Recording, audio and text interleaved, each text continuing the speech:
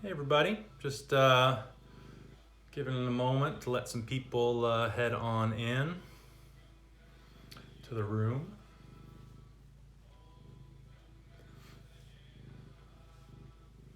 Feel free to introduce yourself in the chat if you like.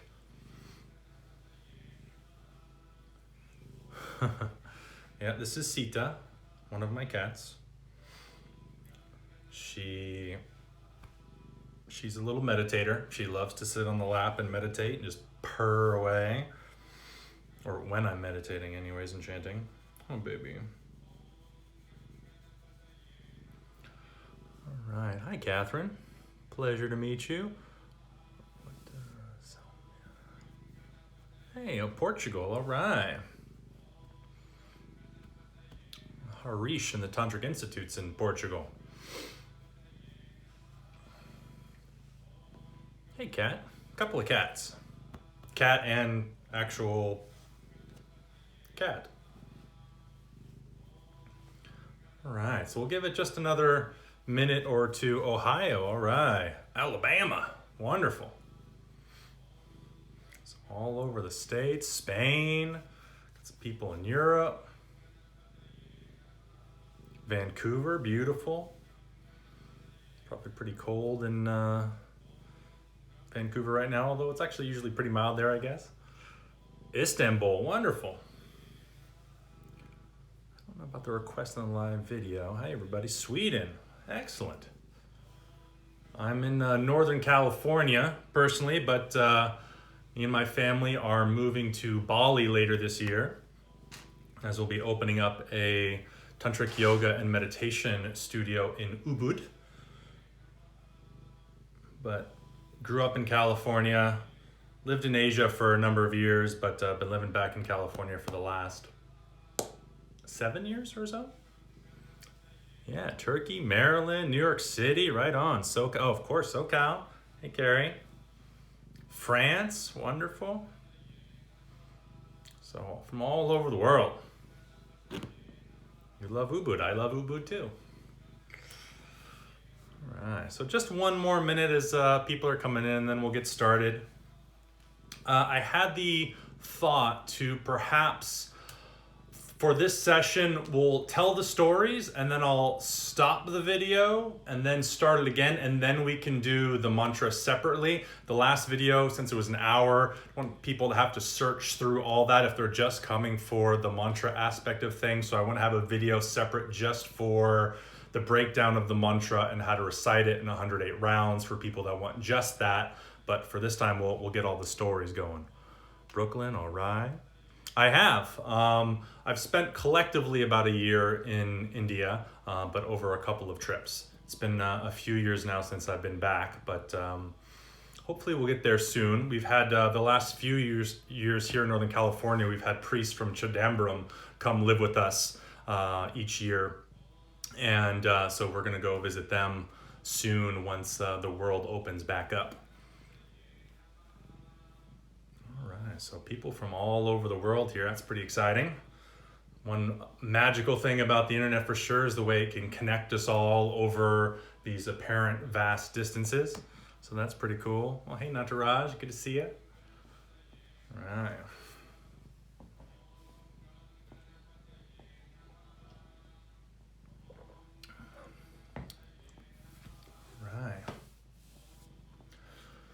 So earlier in our earlier session, we went over some of the common symbols associated with Ganesha, with Ganapati. These are all just the same name for the same character. And we chanted 108. We went over what Ganesha represents, what these various symbols that are associated with him represent, and really what it means in our lives, and how we can do, hey, Australia as well, right on. Oh yeah, of course, Nataraj in Australia.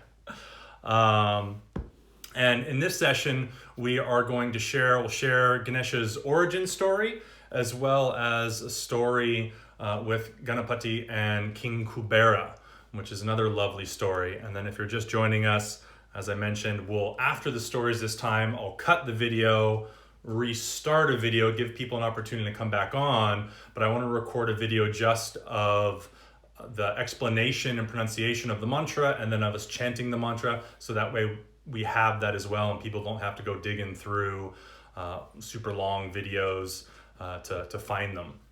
But hopefully you'll join us for both. And if you joined us earlier as well for the mantra, it was in that other hour-long video as well. We'll chant it again later this evening, well, afternoon, California time, evening. I guess it's morning for some of you as well. So, right on. Okay. A few things before I dive into the story.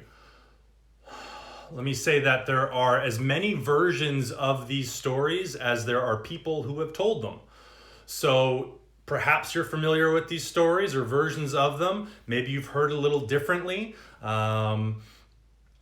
These stories aren't meant to be factual, but rather they're meant to illuminate, to awaken things within us so that we can understand more deeply and more profoundly the nature of reality, the nature of ourselves. So if you're hearing these stories for the first time, awesome. If you're hearing them for the countless time, and whether it's similar, a little different, whatever, also awesome. Glad to have you with us. And again, don't worry too much if details differ. It's really just about the way that we're able to receive these stories and what they can work within us. So we'll start, of course, with Ganapati's origin story, which is one of my favorite. And actually the first way that it was ever told to me was told coupled with another story, a story of Hanuman, which I'll sort of briefly touch on in the end. These two characters of Hanuman and Ganesha are different sides of the same coin in many respects. One is an incarnation of Shiva, one is considered to be the son of Shiva. They are both different ways of interacting with the world. Shiva, as we know, we kind of see that image of a closed-eyed meditator. You've got Kundalini, Shakti, this energy of the goddess inside of him as Sushumna, the central channel. But it's a very internalized experience. With both Ganapati and Hanuman, their Sushumna, their Shakti is outside of their body, with Hanuman being behind him as his tail, and with Ganapati his being his long trunk. And that is their Shakti, their power. But unlike a subtle channel inside the body that's internalized, theirs are out in the world and able to interact and have function with the world. So that's a big part of these stories as well. But we'll start with the origin story of Ganesha. And as these stories do, they take place long time ago, once upon a time. And we begin with Shiva and Parvati. This is the divine couple, the Godhead and the goddess, representing in many ways the immanent and the transcendent, right? The energy of life and that which is beyond everything.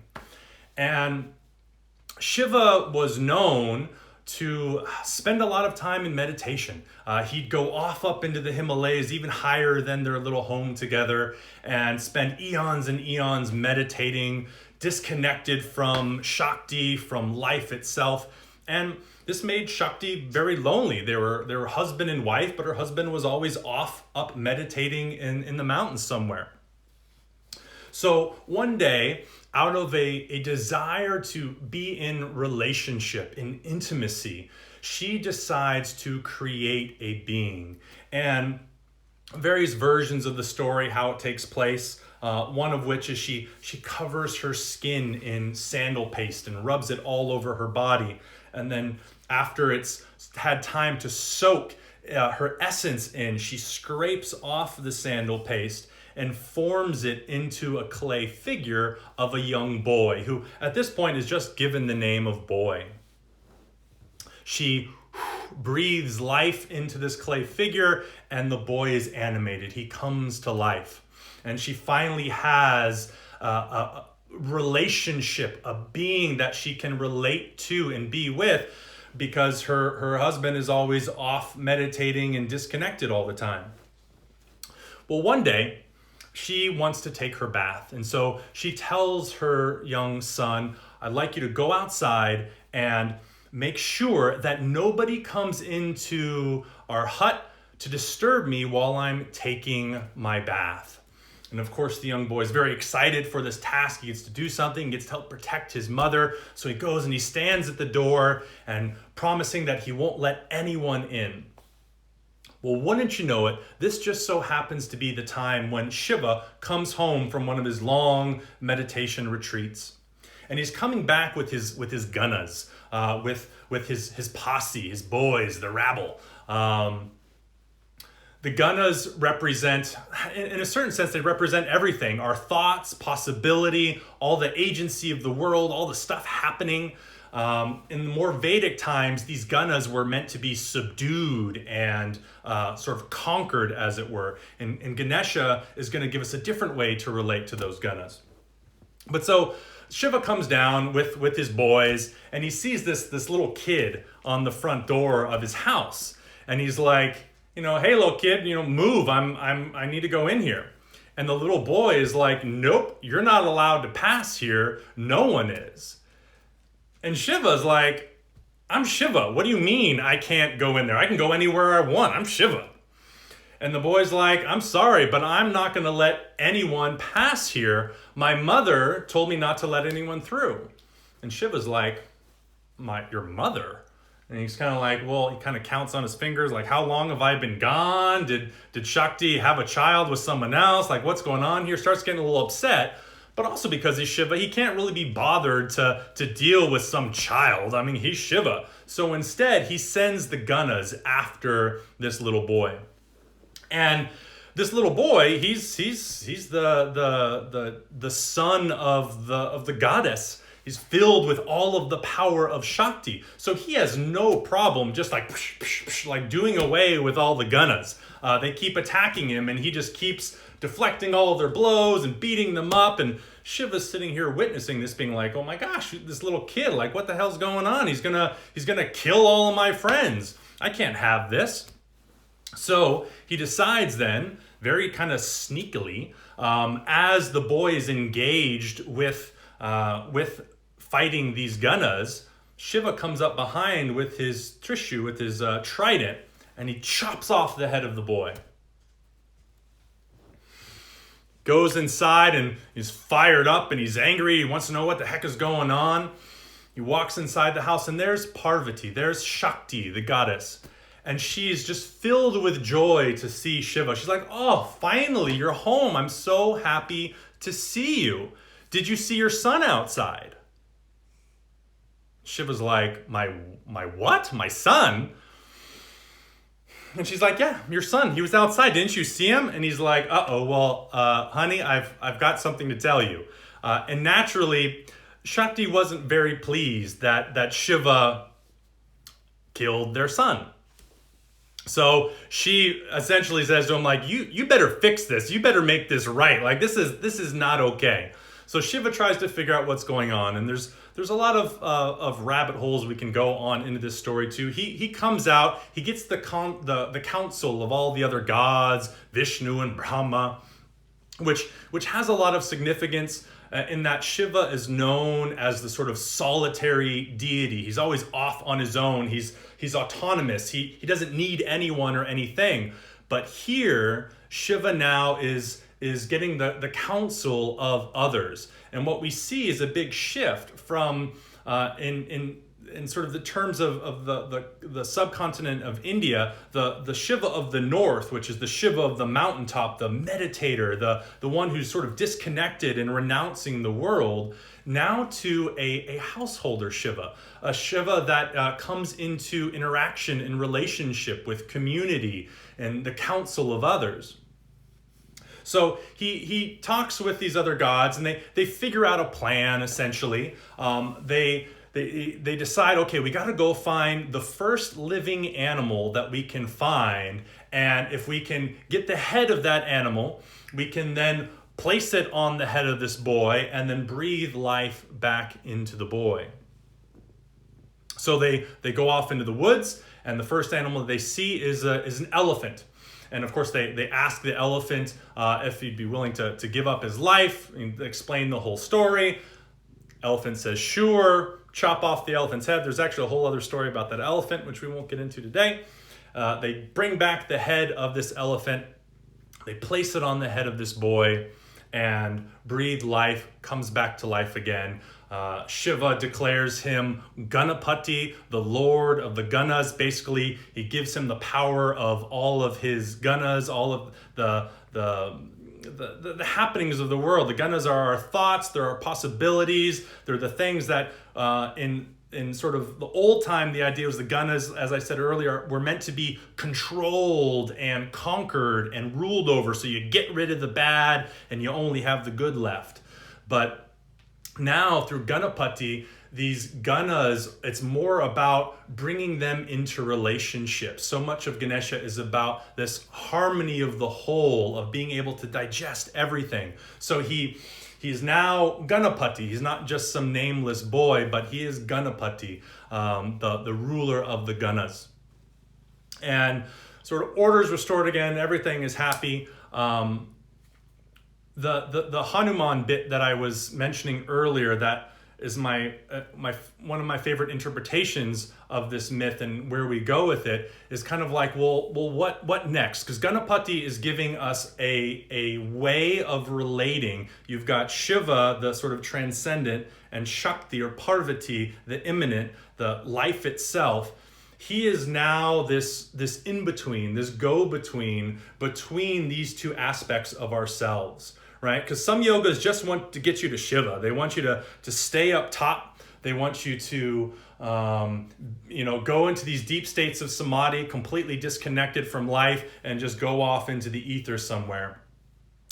Sort of seeing life itself as an illusion, and really the only truth is Brahma, which is eternal and unchanging. Now we're starting to get a yoga that is looking to integrate the aspects of our immanent self, of our embodied self, with the transcendent. So it's not just about just being in the body and satisfying our desires or whatever it may be, but learning how to connect to yoga, right? These two elements of self, the embodied self and the immanent self. And Ganesha is part of that, and his story and his symbols and all that is ways that we can interact with all of this. And the other side of that is also Hanuman, which I'll only touch on briefly because I love Hanuman and have to talk about him whenever I can. It's sometimes said in India that this story ends and the next story that begins, because in India every story that ends starts a new story. Starts now with Shiva then going over onto the side of the cliff, and he's just chanting. He sits down, he starts chanting Ram, Ram, Ram, Ram, Ram. And Parvati comes up and she's like, you're Shiva. Like, why are you chanting Ram? Like, what's that about? And he's like, well, he was so disconnected from life itself, from Shakti, that not only did she create this other being out of a desire to be in relationship, but Shiva didn't even recognize his own son. So he decides, you know what I need to do? I want to go into the world. I want to embody into the world, and I want to serve life itself. I want to serve my friend Rama. And Rama is this incarnation of Vishnu who is here to restore order to the world, but also Vishnu is that which preserves the world, which holds it up, which takes care of it. So he says, I want to go and serve that. But he doesn't want to go as a human, because then it's like, well, is it Rama or is it, Shiva? Like who, what? I don't know. He just wants to be able to be humbled and to worship life itself, to be there and serve Ram. So he says, okay, I'm going to come in as a monkey. And Parvati's like, dude, you just got home. Did you not just see everything we went through because you were disconnected again? Now you're going to leave again? Like, I'm coming with you. So Shiva is like, no, I can't have a wife. If I have a wife, then my duty is to serve my wife, not to serve Lord Rama. So I can't possibly do that. And she's like, well, no, I'm coming, tough. But they come up with an idea, and Parvati says, you know what? I will come as your tail.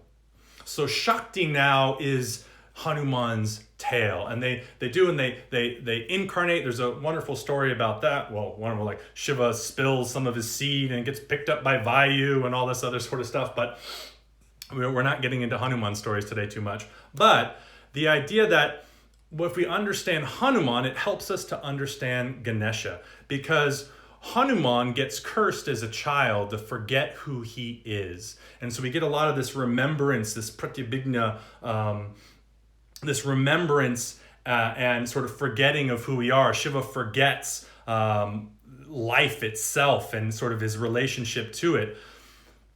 As Hanuman, Shiva is cursed to forget who he is, to forget that he is divine, that he has all these divine powers. And the way that he is going to remember that is he has to be reminded. He has to be reminded by others, by his experience. And there's all these little things that throughout the story of the Ramayana, you got people coming up saying, Hanuman, like you're a god, like no problem. You can go fly over there. You can go, jump over to Lanka, no problem. You can lift this, you can do that. And so he needs to be reminded.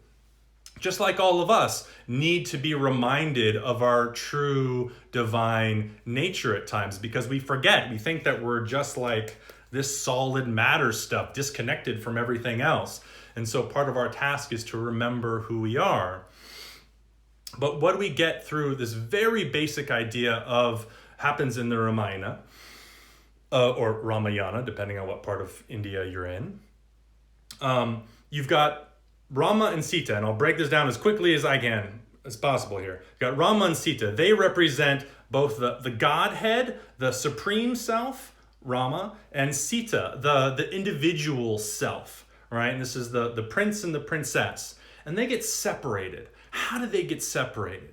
Well, Ravana, the demon, is passing over one day in the forest, sees Sita and says I want that. I want that for me. And so he flies down and he kidnaps her. He takes her back to Lanka. Now, so we've got Rama and Sita, the supreme self and the small self. They get separated. How do they get separated? By Ravana. What does Ravana represent? Well, Ravana has 10 heads, right? He represents the ego.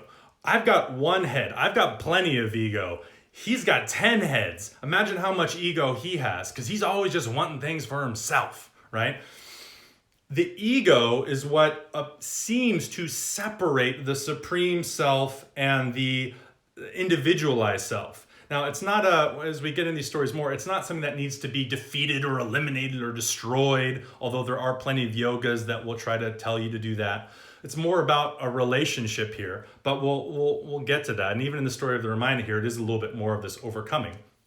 But what ultimately overcomes Ravana? What helps to defeat Ravana so that Rama and Sita can be back together again? Hanuman, right? And what does Hanuman represent? Hanuman represents service and devotion, right? He is the supreme self embodied in the world to serve life itself. So we get an invitation here. What do I do when I'm feeling disconnected? What do I do when I don't feel connected to others or even to myself? Serve.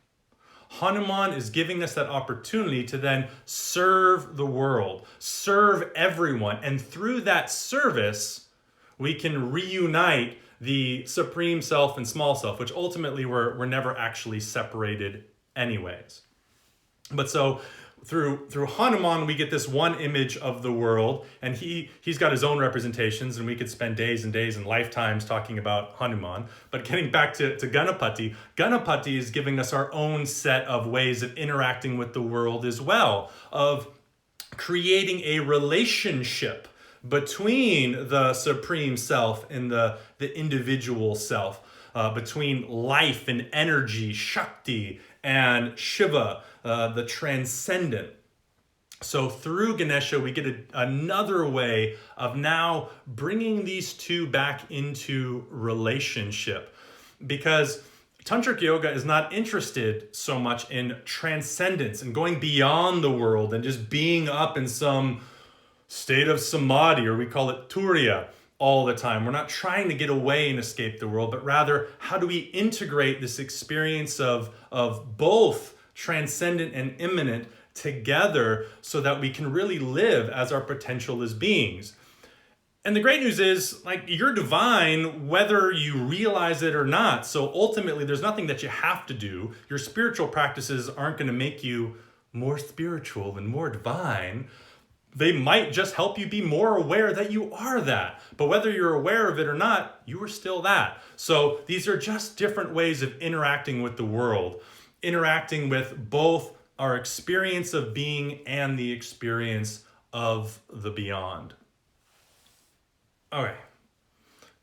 Quick pause. I'm gonna have a sip of chai. If there's any comments, if anybody wants to say something in the room or anything else, please feel free.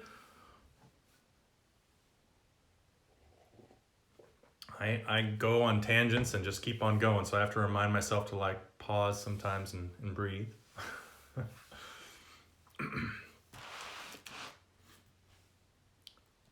We haven't done the mudras yet. I think what we'll do with the mudras is do a standalone video, so that way people that aren't here with us live can find a video and just have it right there rather than having to sift through a hour-long video. But I have not forgotten about the mudras. We will definitely share some Ganapati mudras today.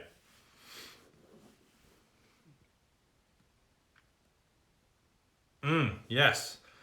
Me too. I don't know your name, but SS Daydreams.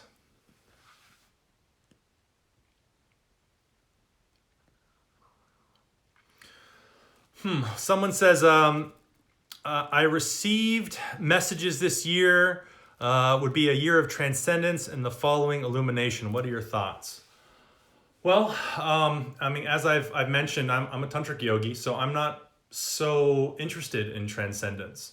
I don't think the world needs transcendence right now. We don't need people sitting down and meditating and overcoming the illusion of the world right now. We need people that are willing to interact with and engage the difficulties we're facing in the world right now. The issues of climate change, all the division. We're in the middle of a global pandemic.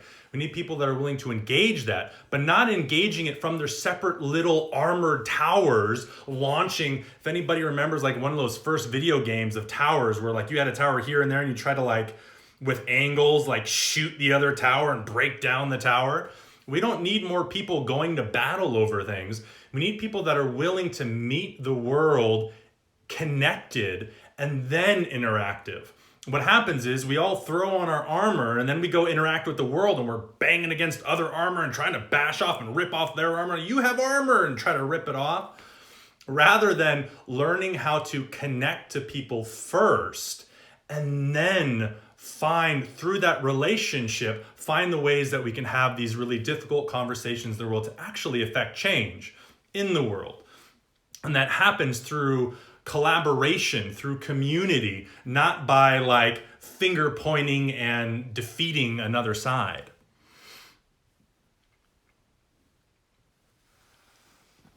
Well, thank you, Omni Yogi.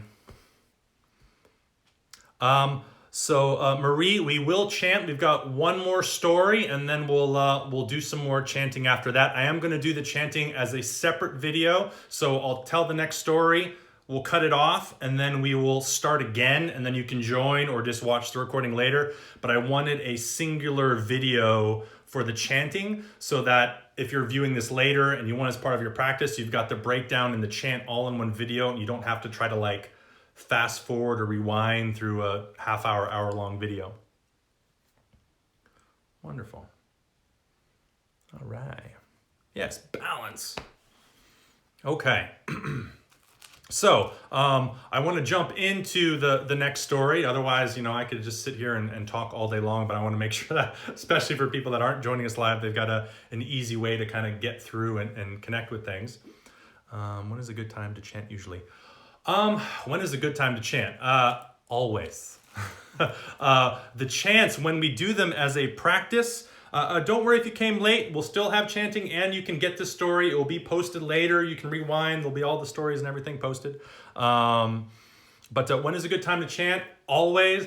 The idea is through your vocalized practice, you start to get the vibration to more and more subtle levels within the self so that the mantra isn't so much that you're chanting it anymore, but rather you're aware of the vibration of the chant around you all the time, every moment. So there's a point where it's not even you chanting the mantra or the mantra chanting you, it's that your awareness is connected to the subtle vibration of that mantra at every moment. Or, at least in theory, every moment, or at least in the ideal every moment. But what happens is we'll be aware of it for a moment, super connected, and then like somebody triggers us, and there's Ganesha right there again, being like, ha ha, gonna make you disconnect. And then we get upset at something, or we get caught up in our own stories and BS, and then we become aware of that vibration again, and we're connected, and then we fall asleep, we wake up. There's the ending of my favorite text, the Shiva Sutras, Bhuya Hasayat Pratamilanam. It's a technical thing within the tradition, but it's essentially referencing this opening and closing of the eyes, and it's basically saying that we're gonna wake up to reality. We're gonna get it, like, oh my gosh, I'm all one. This is amazing. And then we're gonna fall asleep and forget that and like want to punch someone in the face or run away from our problems or all these sorts of things. And then we're gonna wake up to it again and be like, oh my gosh, this is amazing. And then we're gonna fall asleep. And our practice is to learn how to find that state. Not necessarily we're just constantly in awakeness all the time, which great, but having the courage to enter into that conversation and that practice all the time. Because as people living in the world, we are all constantly going to have new things that pop up that throw us off our center. It's not like if you want to be in a place of just the same all the time, become a monk or a nun, go up to the mountains, meditate all day, cool. But if you're living in the world, shit happens, right? Like stuff is going to knock you out of your center. You're going to fall back to sleep. You're going to get caught up in your stories. You're going to pick up new habits, new things that are going to cause problems. So what do? Well, we practice and we remember again. We wake up to it again. And then life comes and we fall asleep and then we wake up again. And this is why practice is important. This is why community is important. Community helps to keep us real and like connected and remember these things. So, yeah, okay. Let's see, I've been chanting. Is that a form of chanting? Is singing all day a form of chanting? I mean, sure, absolutely. What you sing about, it also has meaning, but in the yogic sense, the mantras themselves, the meaning is not as important as the vibration itself, especially from the tantric perspective. So the vibratory quality of what you are singing and vibrating is very important. Oh, which translations of the... Well, it depends. Lakshmanju's translation of the Shiva Sutras is wonderful. He's coming from the living tradition, which is great. Mark Deskowski is another one. He's a little more direct with it. There are a lot of great translations out there. Jayadeva Singh's is a little more scholarly and wordy, but he was doing that with Lakshmanju, essentially. I have a number of different translations that I work off of. Mostly, I've got my own translation at this point, but it's not anything that's published. I'm not a Sanskritist or anything like that. It's just I've been working with the text for over a decade now, and it's part of my regular practice. But that's something we can talk about more at another time, because I will definitely talk to you about Shiva Sutras all day long. It is my primary text, and I will happily dive into that further. Singing about a sanctuary, beautiful. Like I said, I mean, if the things that you're singing are lighting you up, great, keep singing them. If they help you feel more connected, keep singing them. Do they need to be Sanskrit? No. In the tradition, the mantras that we chant, they do matter and they are important. As I had said, I think in the last video, they're the equivalent of angels in the Christian tradition, these mantra deities. It's not that there's a mantra for a deity. The mantra is the deity. It's just the sonic form of the deity. So when we chant these particular vibrations, we are vibrating as that aspect of reality. And that aspect of reality is harmonizing us with that. And everything. So the mantras themselves do matter, but if you enjoy singing and it helps you feel better and more connected, keep singing, whatever it is that you're singing. Okay, so let's jump ahead to the next story, and then that way we can get on to some actual practice together after that. That sounds good. So the next story, and I'll try to keep them short-ish, anyways. The next story is the story of Ganesha and King Kubera. Now, King Kubera was the father, as it were, of a particular race of beings. Now, when these beings were born, most children, when they were born, human children anyways, say the words mama or dada as their first words. Now, I'm a father. My daughter said dada first. Dada is easier to say da da da da than ma. So often it's dada first, but maybe it's something else. Right, so you've got these children, mama, dada, first common words. These creatures that King Kubera is the father of, their first words are more. They want more. These beings consume, they eat, they devour the earth. So these beings, what they would literally do is just eat up the earth and start to reveal all these treasures underneath the earth, right? Kubera used these beings to devour the earth and get all his resources. So it's digging up all the gold, all the resources of the world. And because of that, he became the wealthiest king ever in the history of the lands. Now, he didn't care about sustainability. He didn't care about the environment. He just wanted more, just like these creatures. And these creatures were able to do that for him, just to keep devouring and giving him more and more. And he thought the more that he had, the better he would feel. So in the sort of common sense, this is like the multinational corporation that just goes in and devours an area, doesn't care about anyone or anything other than profit, and just wants more and more. That CEO that wants all the latest gadgets, that needs more money, more houses, needs the latest iPhones, the latest fancy cars, jewelry, all of this. This was Kubera. Kubera had all the best of everything. But there was one thing that Kubera didn't possess, and that was Parvati. That was the goddess, the most beautiful woman in existence. He did not have possession over, and he wanted that. He wanted the most beautiful woman ever to exist. So he invited Parvati. He would keep sending her letters, right? Parvati's married to Shiva, and they'd spend they spent their lives up on Mount Kailash. He was sending her these letters to invite her to this party. He thought, you know what, if I could just get Parvati alone, I could show her how much I have, all my money, all my wealth, how comfortable she would be. And how could she not fall in love with me because I have all this stuff? She's married to this Wahoo, Shiva, that's covered in ash. She's dirty. He's got dreadlocks. He lives up in the mountains in a little hut. I mean, do they even have electricity in that hut? Do they've got like Wi-Fi? I doubt it, but King Kubera does. So he just needed to get her to his house, and then, so he thought he would be able to win her over.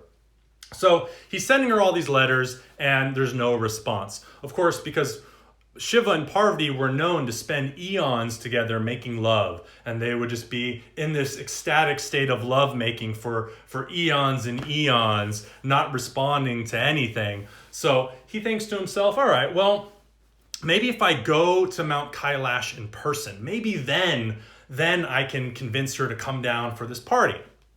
So he hops in his flying chariot, which of course is the latest model, the fanciest model of all the flying chariots. And he heads up to Mount Kailash. Now he thinks he's going to surprise them, but of course it's Shiva and Parvati. They know everything. They're omnipresent, omnipotent, so they know that he's coming. And instead of greeting him at the door when he arrives, they send Ganesha, their son, to go greet him. And he arrives at the door, and Ganesha's there, and he's like, hello. And he's like, hi, is Parvati home? I've sent her an invitation to this grand party that I'm having, this grand celebration. And Ganapati says, yes, we've received your invitation. Pause. And he's like, Kubera's like, yes. And Ganapati's like, I accept. And Kubera's like, wait, you accept? No, I didn't send the message to you. I sent it to Parvati. And so at first he's a little upset, but then he kind of thinks to himself like, well, I mean, it's not the goddess, but if I had Ganesha, the son of the god and the goddess, at my party, I mean, that's pretty exclusive. People would probably think I'm pretty cool, and then he could probably tell Parvati how rich I am and how nice it would be. So, maybe this is a good thing. Maybe I can get something out of this. Because this is how Kubera thinks. He's only thinking about himself and what value, what can he get from something or someone. So he's like, all right, cool, this is great. Yeah, sure, come on, Ganesha, let's go to the party. So he brings Ganesha down to his party, and of course, all the who's who of everybody is there, and they're all dressed all fancy, trying to impress one another. King Kubera, the lead of all, trying to impress everybody. And he wants to, they all sit down, and he wants to impress Ganapati, so he starts bringing out all these wonderful dishes, right? All these beautiful dishes of food, delicacies, all this amazing stuff, and Ganesha sits down, this big belly and appetite, and he just starts devouring all that gets put in front of him. All this food. Now, pretty soon, though, Kubera starts to run out of food. He's like, this Ganesha guy is actually going to eat all of the food I've created. So he now calls in all the extra cooks and all the extra supplies and has them all start working to cook more and more and more food to satisfy Ganesha, because I mean, how bad would he look if he couldn't actually satisfy his guest? So he wouldn't want that to happen. So he keeps making more and more food. But eventually, he's getting all the grains out of storage. Now Ganesha's still eating all of this more and more and more. And eventually he does. He's starting to run out of food. So he starts to freak out. He says, okay, you know what? I need to get Ganesha away from the food. Why don't I show him my palace? And he's like, Ganesha, let's go around and I'll show him the palace and show him all my rooms and all the stuff that I have, all my jewels, all my fancy things. And Ganesha goes over and sees all these things, and he starts eating all of these things too. He just wants more. Oh, there's gold over there. I'm going to eat that. Give me some more gold. Oh, there's jewels over there. Give me those. Yum, tasty. And he just starts eating all of it. And Kubera at this point is freaking out. He's like, oh my gosh, this guy's literally going to eat everything that I have. And as we already know, Kubera identifies himself with how much he has, how much stuff he's acquired over his life. So he's freaking out because he's literally losing his identity before his very eyes. So he's freaking out. He's like, Ganesha's going to eat everything. So he jumps back in his flying chariot to head back up to the Himalayas to beg Shiva and Parvati for help.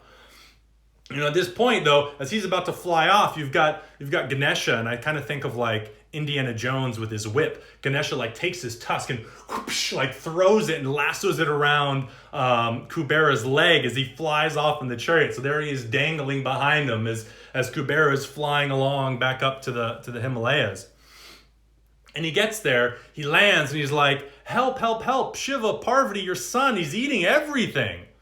And there, of course, you've got Shiva and Parvati, calm as all can be, just kind of smiling, because they know what's going on anyways. This is all kind of part of their plan. And they look at Kubera and they say, here, Parvati hands him a little bowl of rice pudding. And he says, or she says, excuse me, feed this to Ganesha with love. And he's like, what? All right. He grabs the bowl and he just tries to offer that bowl of rice pudding with love to Ganesha. Ganesha just takes one little bite and he's entirely satiated. He's full. All it takes is that love. We're all out there in the world searching for all of this stuff. We think that something outside of us is going to give us fulfillment, that it's going to satiate us, that once I get the new iPhone, once I get that new car, that new relationship, that new thing, then finally I can be satiated. Then I can start being present with myself. But I need to do that thing first, get that thing. And so we go out there, but the opposite happens. When you get something, what do you want? You either want to hold on to that thing, and that freaks you out and makes you unhappy, or You want something new. You want something more. This is the nature of the mind itself. It's constantly wanting more and more, telling you that if you just get a little more, then you'll be happy. In the spiritual communities, this looks like I need another or bigger or better spiritual teacher, a guru. I need another spiritual practice. If I could just get another practice or another access to another technique or sacred text, then I would be able to figure out the nature of reality. I can't do it now. I need more than what I have, and then I can do it.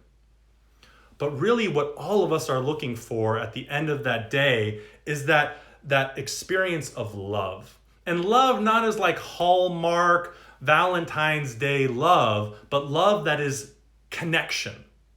We are all seeking that fulfillment that comes through connection, but we're all seeking it outside of ourselves. So we're constantly chasing it, trying to get more because it never satiates us. In fact, as we see happening in the world right now with these just uber wealthy people, they don't get some money and they're like, this is great. I don't need any more. They go, I want more money, more money, more money. I need more. Then maybe I'll finally feel content and happy.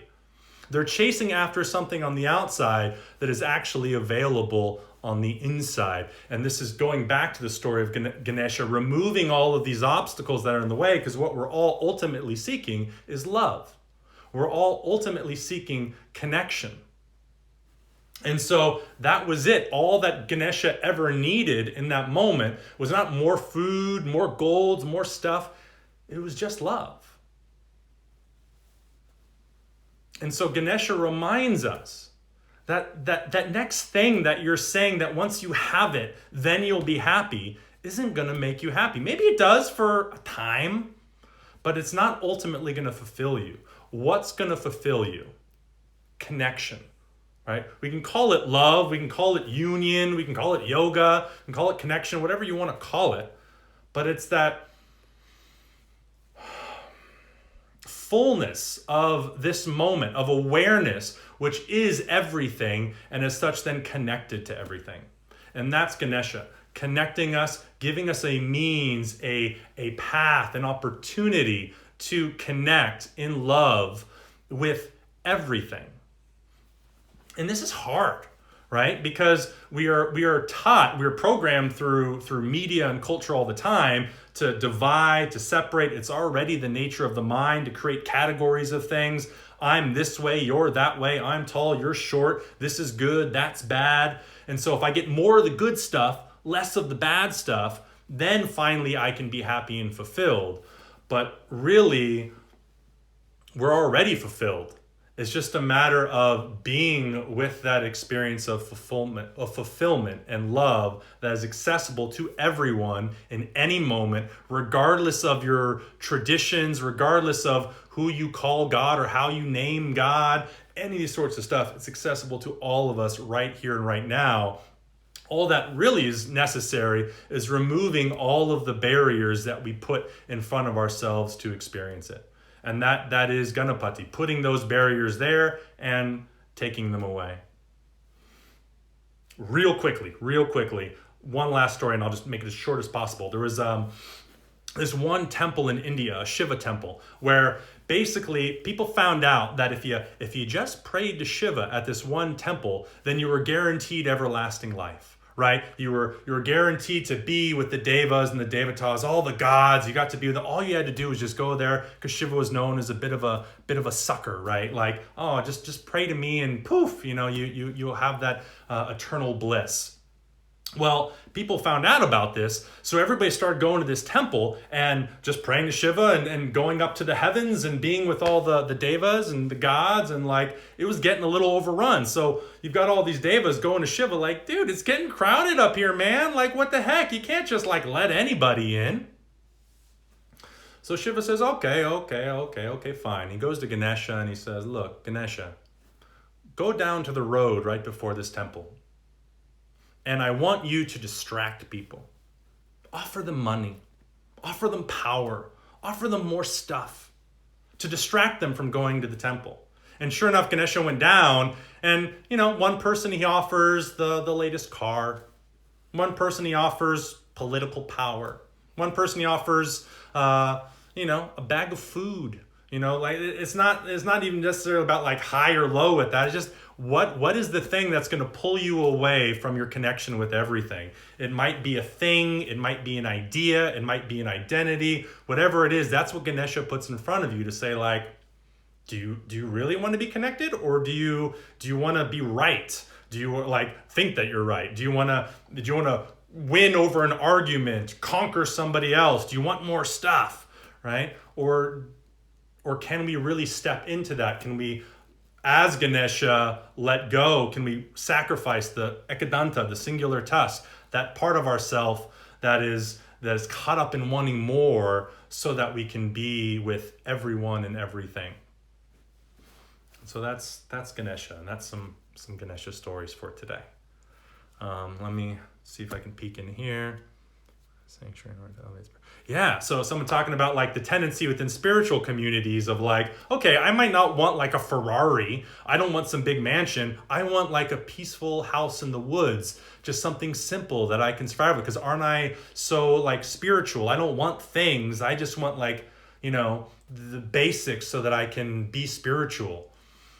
That's just another obstacle. It's just another thing. It's saying I can't possibly experience enlightenment now. I've got a lot of work to do. I've got to like do a serious spiritual practice. It's going to take me lifetimes to do it. I've got to do all this work. And so we just get caught up in all these stories that just we're putting more and more in front of us, whether we're materialists or spiritualists or anything, that is going to prevent us from experiencing the divine in this moment.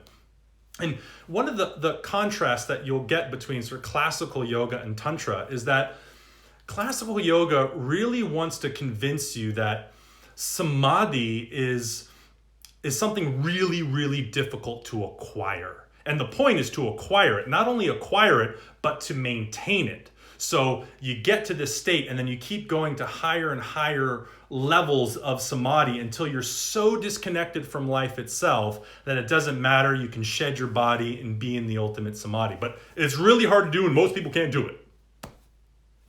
Tantra takes a slightly different view.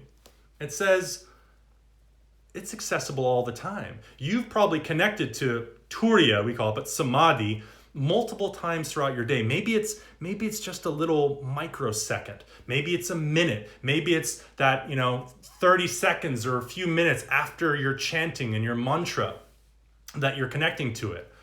So it's actually there. Why is it easy to access? Because it's there all the time. Doesn't go anywhere. It is our true nature. So how do we connect? How do we let go of all the things that we're putting in front of ourselves so that we can experience it now? The practices of Tantra are here to sustain, not even sustain, to become aware of the experience in all states of being. It's not to get to a state and stay there. It's about how do we recognize that state that all these people are chasing after is actually here right now. It's over there, but it's also here. It's when we're awake. It's when we're dreaming. It's when we're in deep sleep, and it's in the beyond. It's not just in that one state of the beyond that you can only access by years and years of meditation. It's right here as your life, as it's arriving right here and now. So our practices are then practices of helping us see that in our daily lives and experience it in our daily lives, rather than just meditate all day long and try to stay and hold on to samadhi off in this other state. How can I, when perhaps returning from the practice that brings me to that otherness, how can I experience it with my eyes open or closed right in my life as it's appearing to me? Om Ganapataye Namaha, indeed. All right. So I hope you've enjoyed those stories. I want to try stopping the video and then starting it again. I hope that's okay. Only because that way I feel like we can have a video just for the chanting. I would still love to chant with everybody during this session, but instead of having it be the super long video, how are we at time anyways? Yeah, it's another hour already. Time doesn't exist anyways. It's all just a construct. But that way we've got a video chant. So if you came for the stories, you've done some chanting, or you want to go meditate, you can go ahead and do that. If you want to join us for another chanting session, this time we can chant, and then we'll stay a little bit longer in meditation afterwards. Last time we kind of came out of it rather quickly. So I want to end this video so that way the stories are in their own separate little thing, and then we can chant together after that. So hopefully that works. And then what we'll do in our session later today, we've got, do we have one more Ganesha story I was going to tell? What other story was I going to tell? Oh, maybe that was the story of the temple. But we'll do the mudras, we'll do some other stuff, and we'll have that for our later session. But right now, I'll if it's okay with everybody, I'm gonna stop this video, and then start another one right away. So when you get disconnected from this, if you want to join us, do some chanting, we'll go over Om Gang Ganapataye Namaha, chant it 108 times, and then have some meditation together afterwards. So we've got a separate video for that as well. So hopefully that's okay for everyone that has joined us so far. Hope you will join us in the next video. I'll be right back, so come right back. Great to see you. Please check me out at Instagram at yogawithashton.com. If you're also interested, we're opening up a yoga and meditation center in Bali this year. We actually break ground and construction this month. You can find that at alchemy.ymcbali is our Instagram handle. We're working on all the other stuff, but if you want to go follow us there, you'll get updates on and progress on how all of that's going. So that's a really exciting project that's coming along. So if you're just here for this video and you feel like wanting to check that stuff out, please do. Otherwise, I hope you will join me in like 2 seconds. I'm literally gonna click stop, and then we'll start another video so we can just have one for the chanting and some meditation. Thank you all for being here, for blessing me with your time, your energy, presence. Anugrah Hitosmi. All right, hope to see you in just a minute.